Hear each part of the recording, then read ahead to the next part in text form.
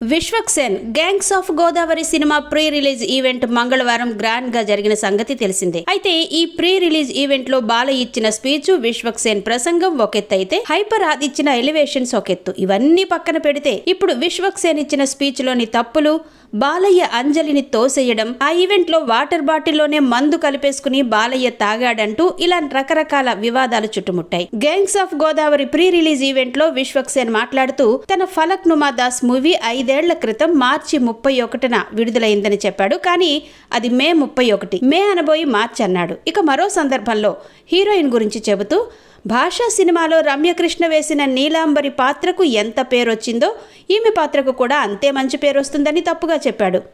Narasimha cinema అయితే భాష అని చెప్పడంతో మళ్ళీ అక్కడ దొరికిపోయాడు. ఇక ఈ తప్పుల్ని కలిపి కొందరు మీమ్స్, ట్రోల్స్ చేశారు. విశ్వక్ నటించిన ఈ నగరానికి ఏమైంది మూవీలోని డైలాగ్నే వాడుకున్నారు. అయితే ఇలా తన మీద వచ్చిన మీమ్స్, ట్రోల్స్కు విశ్వక్ రిప్లై ఇచ్చాడు. నరసింహ అని తెలుసు, కానీ ఎందుకు అలా చెప్పానో తెలియడం లేదు. ప్రామిస్గా మందు మాత్రం తాగలేదు అని క్లారిటీ ఇచ్చాడు.